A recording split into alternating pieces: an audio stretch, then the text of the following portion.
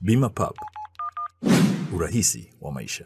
Mheshimiwa Spika, waheshimiwa wajumbe, mtakubaliana nami kwa uhuru wa habari na uhuru wa watu kutoa maoni yao umeongezeka. Majukwaa ya kutolea habari nayo yameongezeka tofauti na hapo awali. Sasa hivi kutokana na kukua kwa matumizi ya mtandao na kuongezeka kwa majukwaa ya kidigitali, habari nyingi zinapatikana kiganjani. Serikali imetoa leseni kwa magazeti na majarida 356, vituo vya redio 247, vituo vya televisheni 68, redio na televisheni za mtandao ni 325 na blogs 72. Tuna magazeti ya kila siku na kamwe serikali haijafanya uhakiki wa habari kabla hazijachapishwa au kuandikwa. Tunafanya hivi tukiamini kwamba waandaaji wa maudhui haya ni watu wenye weledi wa kutosha na kwamba tunafanya ustawi wa demokrasia yetu hutegemea sana uhuru wa vyombo vya habari. Tunathamini na kutambua mchango mkubwa wa vyombo vya habari katika kuelimisha jamii, kupambana na maovu pamoja na kuhimiza uwajibikaji.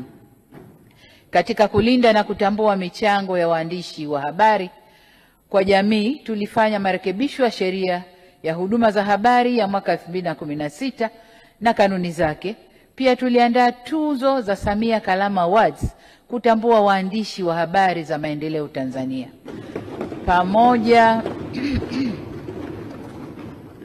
Pamoja na hatua hizi zote, hatukusita wala kuchelea kuchukua hatua pale uhuru huu ulipotumiwa vibaya na kusitisha au kutishia kuleta vurugu nchini pamoja na kuvuruga usalama wa jamii, au pale uhuru huu ulikiuka sheria za nchi au maadili, mila na desturi za Kitanzania.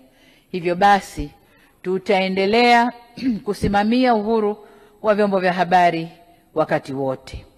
Habari hii inatokea jijini Arusha, inahusiana na hoteli ya kimataifa ya Parrot Hotel. Hoteli hii ina hadhi ya nyota 4 ya ukweli iliyopo Kaloleni jijini Arusha. Jengo lake ni la ghorofa lenye floor 13, vyumba 116 vya kulala vyenye hadhi tofauti tofauti. Hapa kuna executive suite, junior suite, executive, standard bedroom, double deluxe na twin bedroom. Parrot Hotel ndani yake ina migahawa miwili. Mmoja ni maalum kwa ajili ya kupata kahawa za aina zote. Sehemu ya pili ni ya kupata chakula pekee. Hapa kuna bar maalum yenye swimming pool iliyopo floor ya 3. Kuna kumbi za mikutano kubwa 2 na kumbi ndogo ndogo kwa ajili ya vikao. Katika Afrika Mashariki, Parrot Hotel kwa sasa ni hoteli ya mfano kutokana na ubora wa huduma zake.